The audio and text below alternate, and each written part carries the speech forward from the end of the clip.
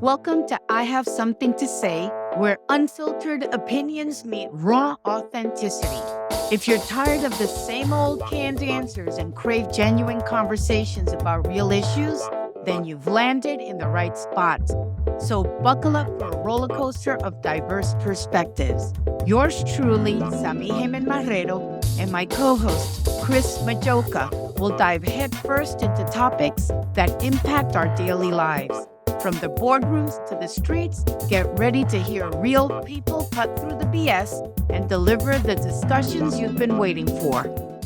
Welcome, everyone, to this episode of I Have Something to Say. And Chris and I are very excited to have as our guest Miss Arlene Blake, who's the founder and executive director of Women on the Rise. And I'm going to say that again, Women on the Rise. Okay, and welcome, Arlene. I mean, you're like a coach extraordinaire.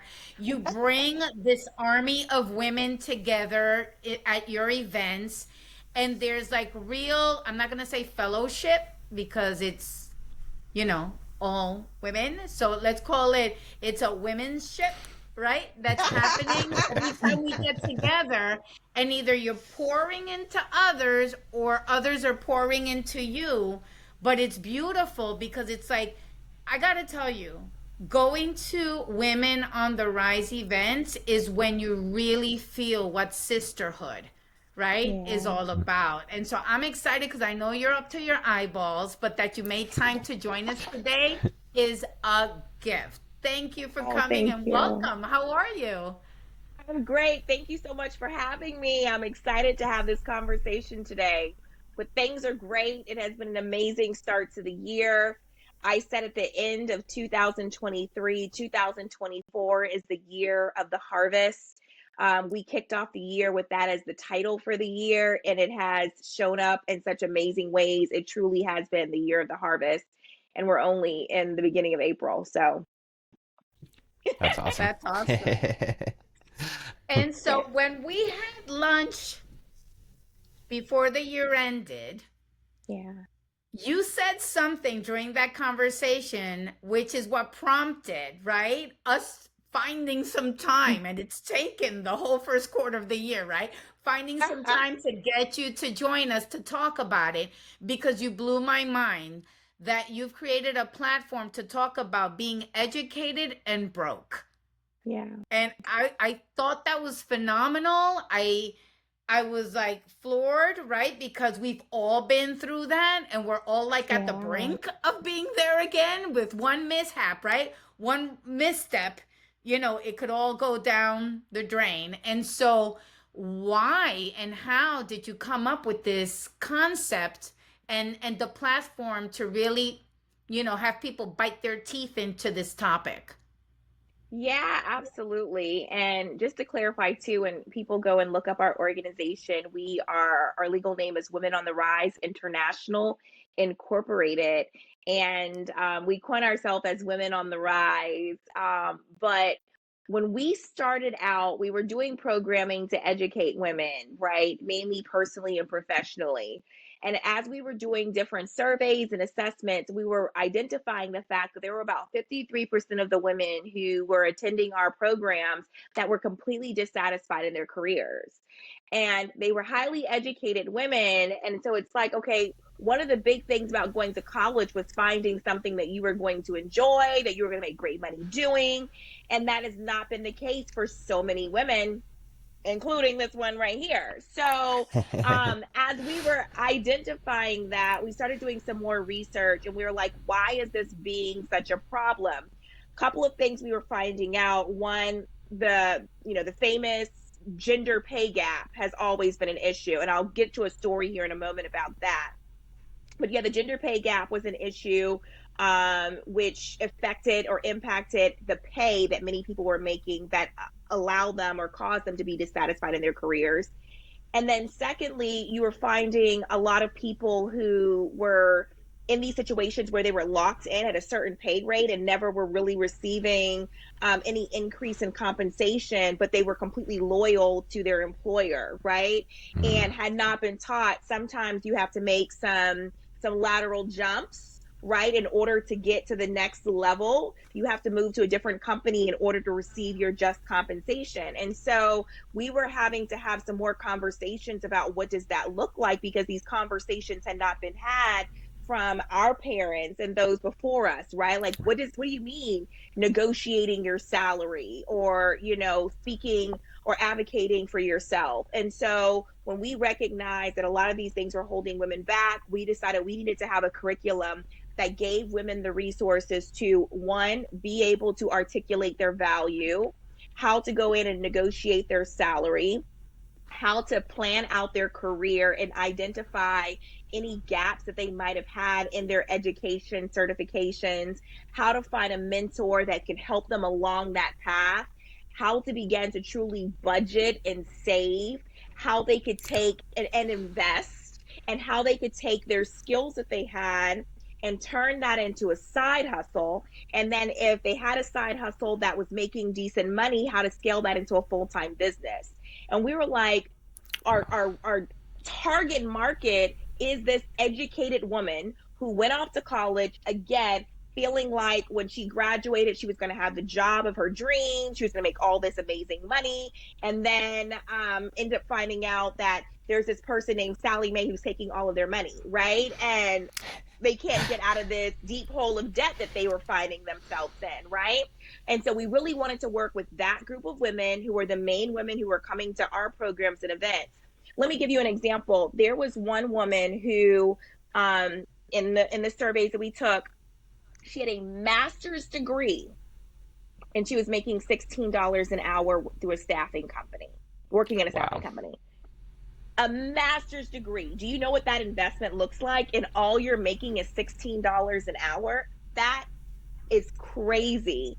And so I think also there's a misunderstanding or a misconception of, what a person might be making at having that type of degree. And I think there's a lot of shame that many women hold in not sharing what they're making, especially when you're talking to someone and they're saying, oh, well, I make $140,000 a year. That was kind of like my starting salary. And I'm looking to make, so a person who's not making that does not feel comfortable or safe now sharing what they make. They hope and they aspire to get there, but because they are shamed about it, they're not going to say anything. And now they're not getting the help that they need in order to move their career in that same kind of trajectory. And so it was very important to us to create a safe space where we could have these conversations and talk about, well, what did it look like for you to get there, right? And the other thing is creating a safe space for people to talk about what they're making, because most people don't like to share that information. That's very private. And especially if you all work for the same company, it is frowned upon for you to share that information. But how do you know what you can potentially make if you're not having those conversations? And then when you do find out that information, how you can leverage it to your benefit, because you don't want to say, well, I want to make what Jim is making over there because, I found out that he makes, that's not how you advocate for yourself, right? So teaching women how to go about having these conversations, providing them with these resources, that was a big goal for us. And it's been very impactful and helpful for the community. And it was called Educated and Broke. And so we're very proud of the program. That's awesome. Awesome. And can I tell you? And so we were talking offline, right? Right before we started the show, that there's this also misconception about who tends to be the largest segment, right, of the educated and broke persona, right? Mm-hmm. And so let's clarify that. Please share with us what does that person look like and who is she? Yeah. So the interesting part is she looks like, we have every racial background represented right here in this call, right? It's they look like me, they look like you, Chris, they look like Sammy, right? And so and then many of these women oftentimes are single mothers, right? They are trying to raise a family on one income. I had one of my ladies, I was talking to her yesterday, and she has 3 children that she is trying to raise on her own. One Wow. has special needs, and she doesn't have the resources that she needs, and trying to find a job that provides her with the level of flexibility she needs in order to take care of her children, right? It's difficult. And so it's life is happening to these women. And it's different when you're just a single person and you can completely focus on just making money, right? But when life interrupts, right, and you have to focus on children, family, and all of those other needs, you need a career that is going to make sense for you and pay you your worth of what you bring to the table, but not hold you hostage or shackled to a desk all day, right? And so one part of this is educating companies about what it looks like to find the right kind of talent, right? Like, how flexible do you need to be? COVID was really, really great because it showed a lot of companies that people didn't have to be in that 9 to 5 job, shackled to a desk all day. They could work from home and it could be successful and they could be extremely productive. Because when I think back to it, when I was working full time in a corporate law firm, I can't tell you how much time was spent around the water cooler, right? You would think that you're doing a lot of great work all day, but there was a lot of wasted time. Let's all be honest about it, right? And so I think when employers started to recognize that, that provided a lot more flexibility for women, especially single moms who really needed that opportunity to focus on their families, but also still wanted to be proactive in working, right? And making an income for their family. Wow, that's great. So, I mean, obviously, COVID helped corporations and businesses, be a little more relaxed in that state of, letting people be more Yes, flexible. ma'am. But what has the response in your efforts been, even now to really help women, have that flexibility? What is kind of the general reaction or response from corporations when you talk to them? Great question. So, one of the things that has happened here, especially in Central Florida, is we are recognizing that there are a lot of women who they might be in a situation where they might be receiving some level of public assistance, right? Hmm. And let's be clear, a lot of the people who I'm talking to who are receiving things like 4C and public assistance, they have college degrees, right? They are educated people, but they need some extra help, right? Because let's say making $40,000, $50,000 at one point might have been okay here, but I don't know if you all saw the recent report from I did. smartassets.com, Oh right? my Everybody's been goodness. talking about in order Yes. to be comfortable to, I think for a single person, Yeah, what is for a the number? single person. It's $48.22 per hour that you need to make in order to live comfortably in Orlando as a single person. That is $100,298 you need to be making. And if you want to purchase a home around $400,000, which, as you all know, is hard to find here, right? Please. You need to be Please. making around $140,000 annually. And then if you are a two-person household with 2 children, $212,160. And I'm going to assume, because a person just told me who just had a 7 month old baby, they are spending $320 a week on childcare for that one baby. And Yep. imagine if you have two that are in childcare age. Oh my God. Great. Yep. That It's is your That's it's whole income going towards taking care of a child, right? So mhm. we recognize that a lot of women were really scared about losing those benefits like 4C, right? For example, so if they receive even a slight increase in their compensation, which we want them to do, they were at risk of losing their benefits. And the amount of benefits that they lost, their increase in compensation did not offset the loss of those benefits, which that term is called the benefits cliff. And so we were able to have some conversations with 100 Women Strong of Central Florida Foundation about this particular issue, and they really wanted to work with us to take our career development program and really utilize that to help this particular demographic of women to be able to navigate this space. And that was going to come through financial literacy training, entrepreneurial workshops to help them develop side hustles to offset their income, and some additional trainings as well. And so we were able to work with them to secure a $70,000 grant that would allow for us to do 2 8-week cohorts for a total of 60 participants here in Orlando to take them through this program, where they would also be assigned a mentor for a period of 1 year to also help them to be able to put their career plan and put it to fruition, and to hold them accountable over the course of the next year. So we are so excited to be able to have that level of partnership to be able to do this. And then on top of that, we were given the opportunity by Central Florida Foundation to take 2024 to raise up to $35,000 that would be matched by them to fully fund the program for next year. And Nice. so Congratulations. Florida, That's awesome. well, that's not it. Heart of Florida United Way has decided to do the match for us. And Wow. so we were able to get the full $35,000 from them for next year. Central Florida Foundation will match that, and we'll have our $70,000 for 2025. So we are so excited about that. We are still raising funds for the program because we want the women to be able to have laptops. We want to have, we're offering free childcare during the program.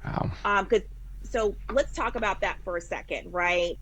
When I started Women on the Rise, I found out I was pregnant. And so I thought everything was over. I'm not going to have the time to be able to do this program because I'm going to have to be a mom, right? And I recognized the sacrifice that was going to take. And so for me, I decided I'm going to have to create a safe space for moms to be able to bring their children, to be able to participate, because I don't want being a mom being a hindrance to you being able to be active in your community, active and engaged. And so all of our events, we try to make sure that we have some form of childcare available so moms can participate. And so with this cohort, we are providing free childcare to the participants so that they don't have to make a choice about being a mom or investing in themselves and their family, right? So that is a big core component of what we're providing in this program, and we're so proud of that. But we're continually looking for partners who want to invest in things such as allowing for us to be able to provide that type of childcare, for us to be able to provide laptops for our participants, for us to be able to provide travel vouchers if necessary for those who may not have reliable transportation. I just had to put $2,200 in work on my car. If you don't have a savings fund to be able to do that, you could be making a decent salary, but you might be living paycheck to paycheck.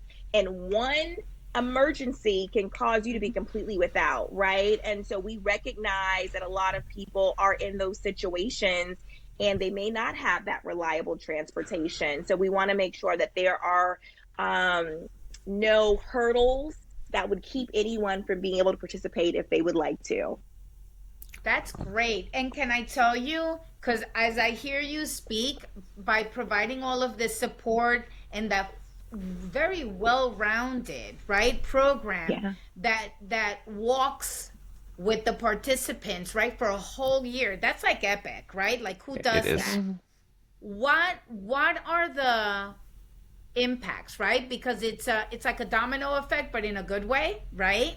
It's like, you know, that chip, and then how does that impact more than just the woman, right? I mean, so we're talking about how she shows up at work, I'm assuming, right? How she participates in the business ecosystem, her children, you know? So tell me about, you know, experiences that you've had with that, like flipping a life, right? Like just transforming a situation, you know, from dire desperation and just hopelessness maybe sometimes, right, to wow, right? Now you can see Yeah. like the light at the end of the tunnel. I mean, does that how that what does that look like in your programs?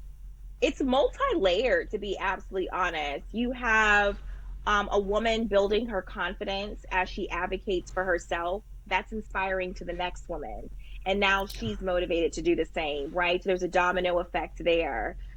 There's a deeper level of respect that our children have for us when they see mom out there doing this, leading and pouring into herself.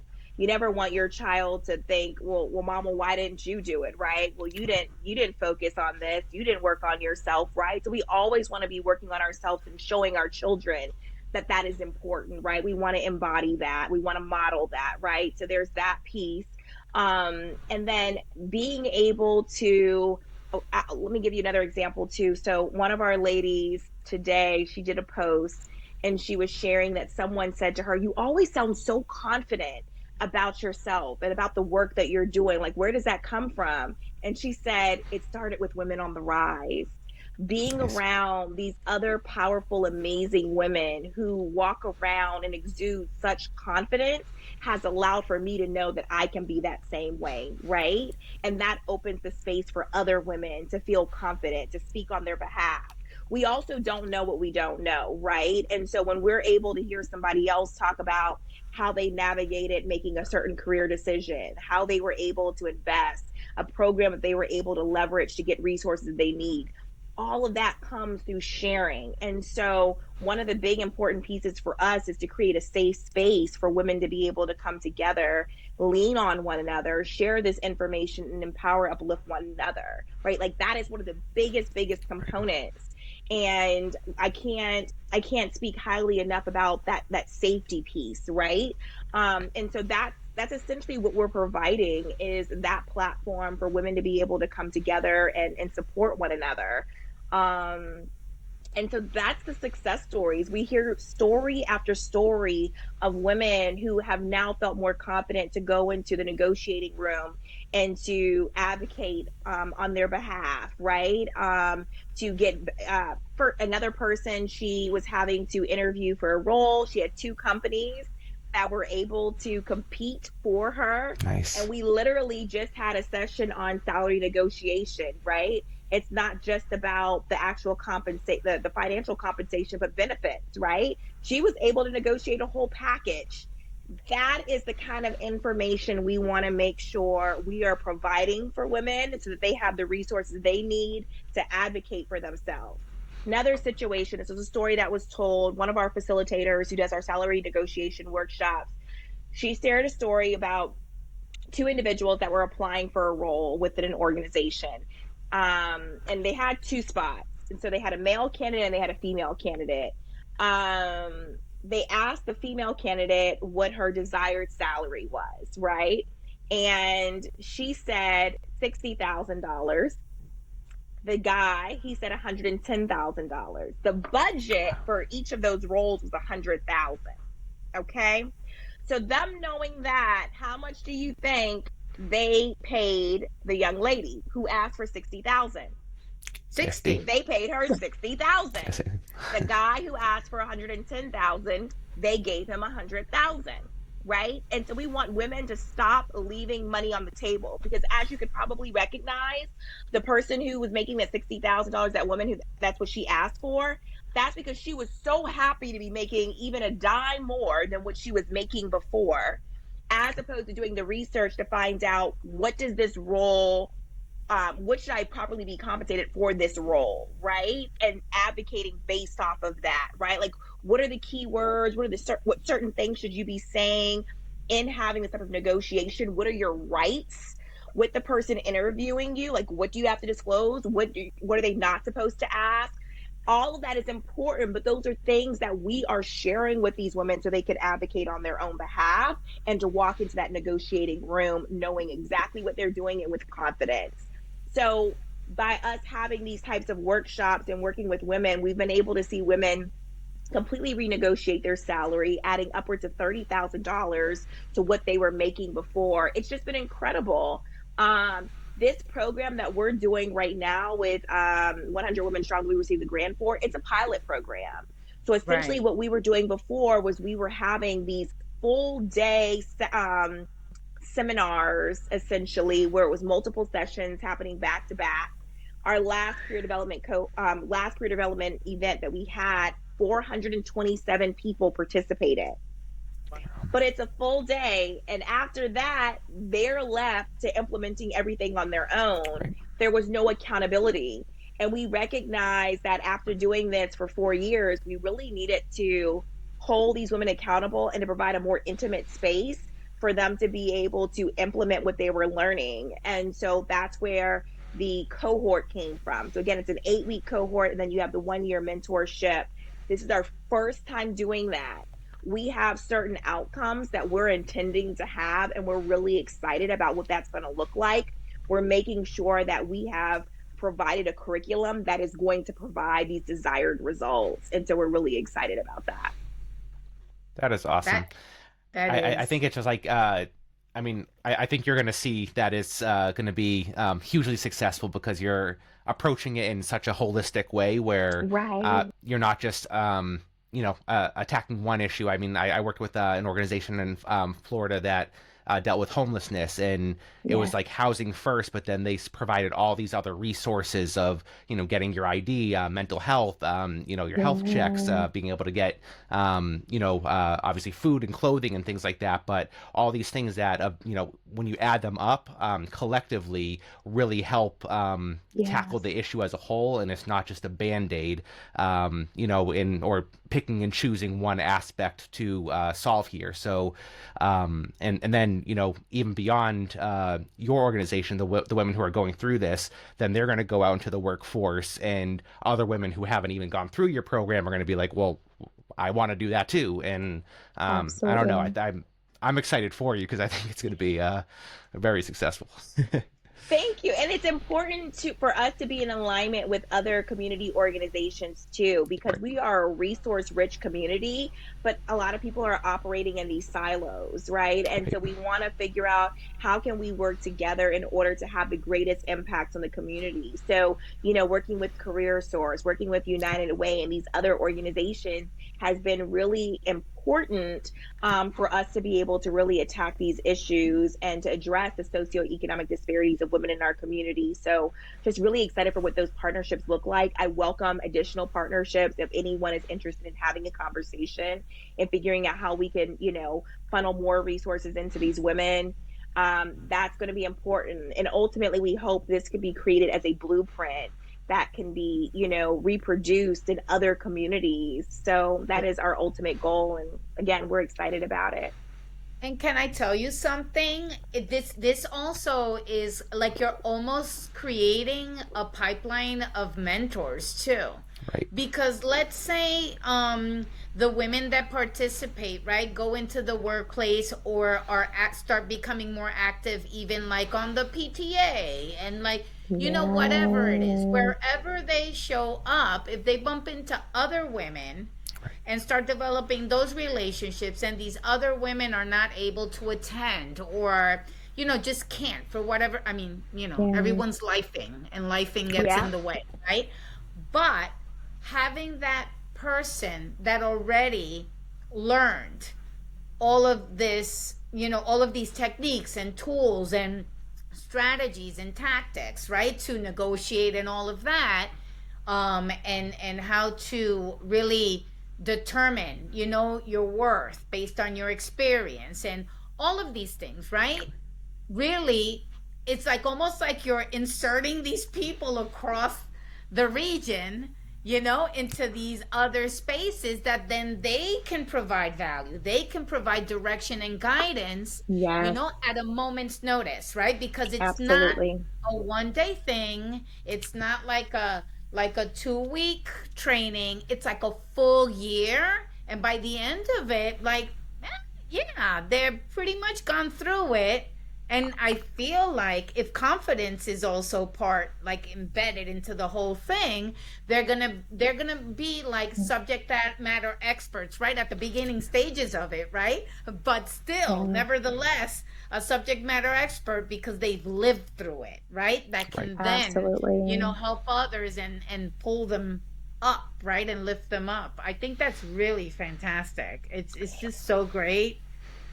That's It's empowerment, right? It's meant yeah, to create a domino effect in the community. When you could pour and empower one person, they're now going to be empowered to empower the next person, right? And so that's what we're excited about, right? And what that looks like.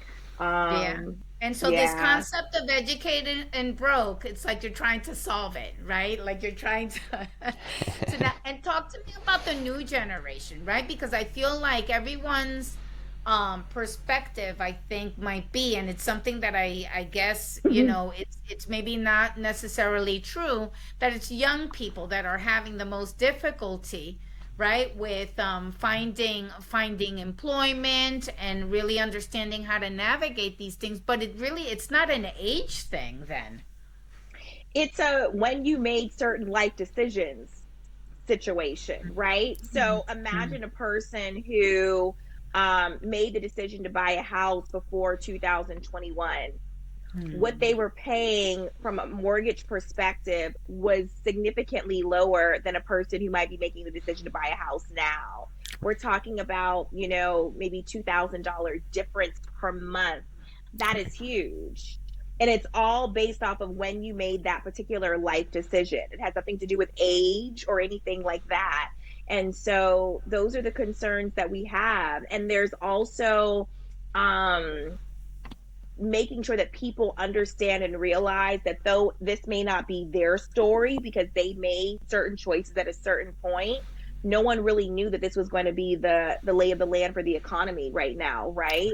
And so they may not have a full understanding of what it looks like for someone else who might be looking for a place to live. Like we have one person, she purchased her home, I forget what year, maybe 2018, and she's paying $1,200 a month for her mortgage, whereas her 3 bedroom, 2 bath, that's how much she pays for a 2 bedroom apartment on average. That's around $2,200 a Right. month now, right? And so that's $1,000 difference. And those are things that some people may not recognize as happening to others in the community.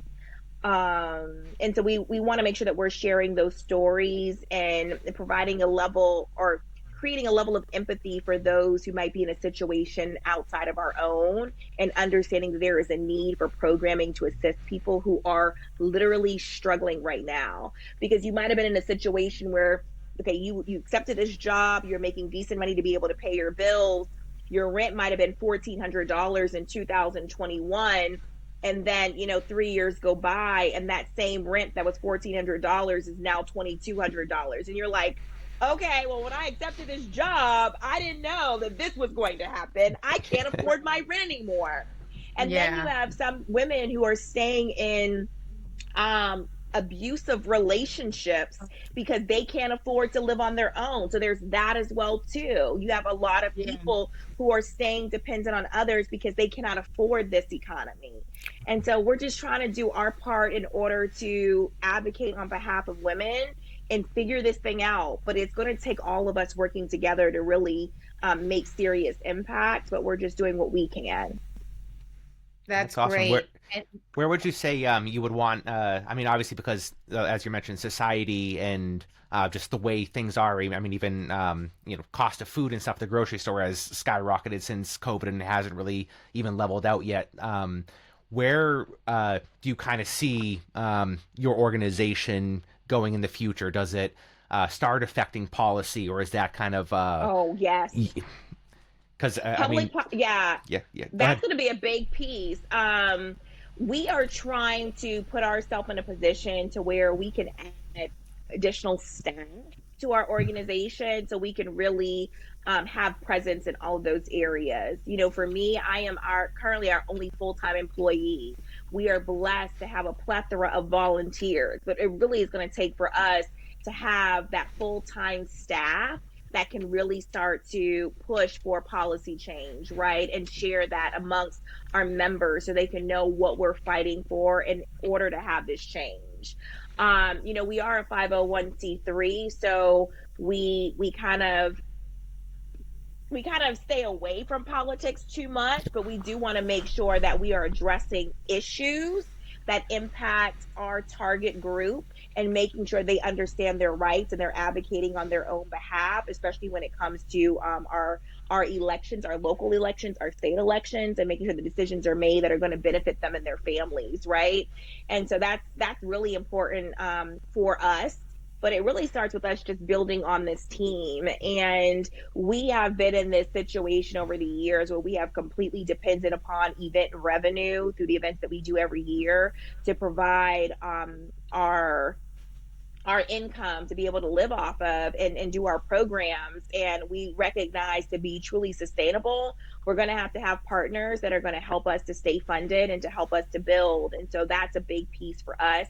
Last year, we were in a huge fund development stage. It continues on. And so one of my call to actions to individuals who are looking to see how they can help, look for some of these smaller nonprofit organizations in your community that are making an impact and see how you can align yourself with them. It could be making a donation. It could be helping to fundraise. It could be volunteering your time. But look for those organizations that are on the ground making impact. There's a lot of really large nonprofits. Continue to support them, but also look to see these smaller nonprofits that you can give your time and resources to.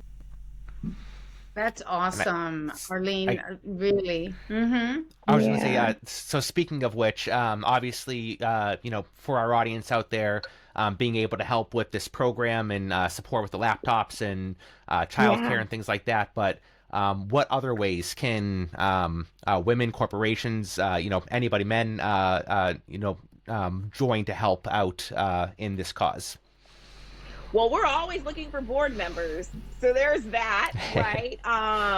We have a need for interns as well too. So if there's anyone who has a program that can help to provide mentors, if you have a person in your life and you're like, yeah, let me shoot them over your way because they could definitely help, send those resources over our way, right? We rarely turn anything down.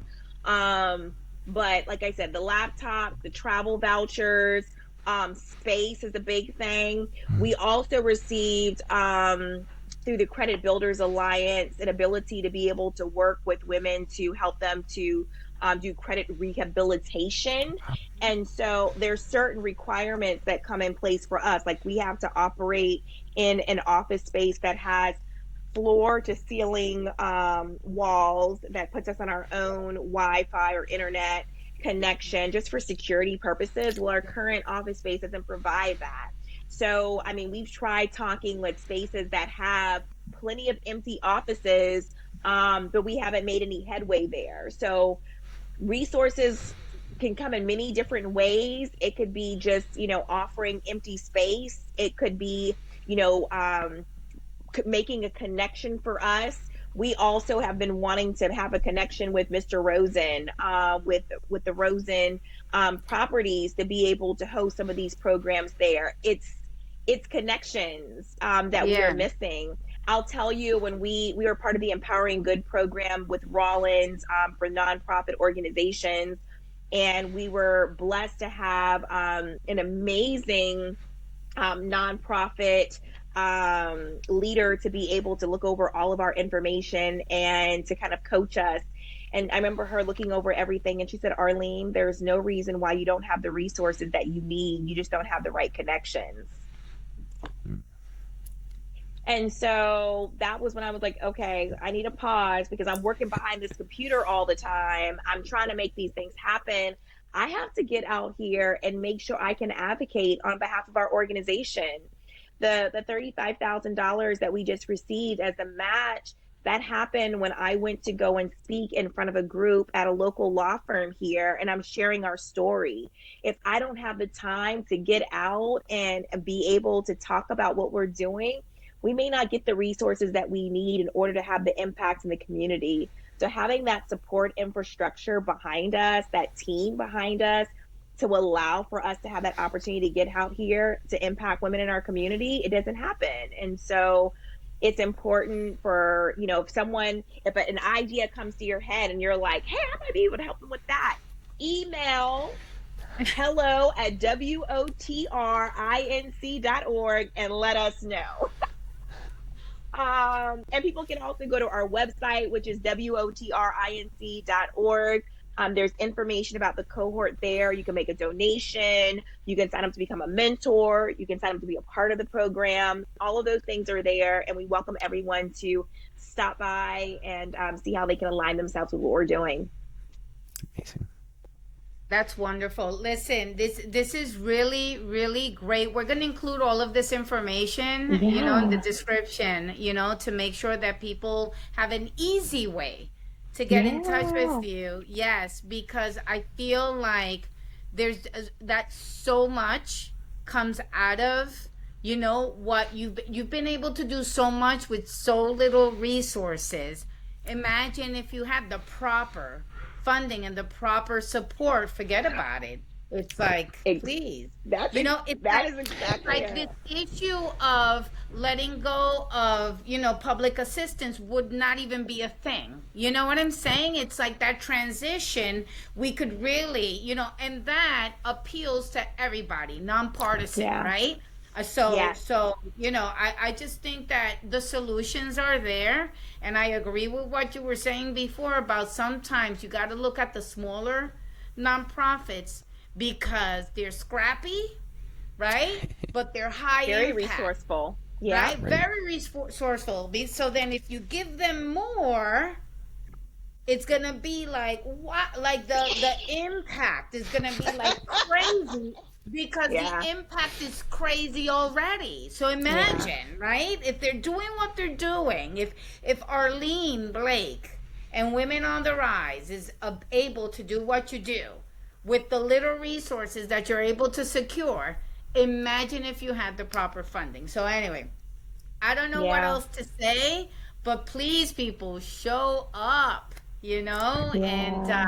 And this concept of educated but broke should not be a thing, right? As we move forward. I want to thank you for making the time to bring this issue and discuss it with us, and just know that we need to sit and talk because I want to get more involved as well, and we have a little bit of resources, but if we bring more resources and more resources together, we can make a beautiful.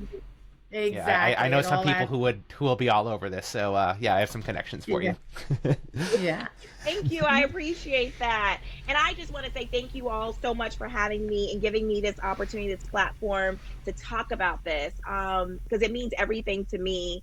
I lost both of my parents to cancer, my mom in 2010, my father in 2014.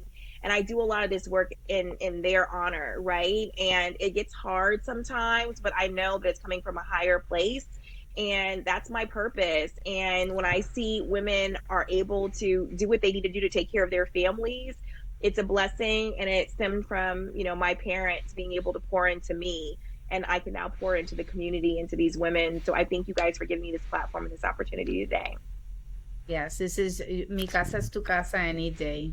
Arlene, thank you for being with us. Thank you. This concludes this episode of I Have Something to Say. Thank you for tuning in, and tell your friends to find us on YouTube, Spotify, and iTunes. And remember, if you have something to say, it's time to show up and speak up.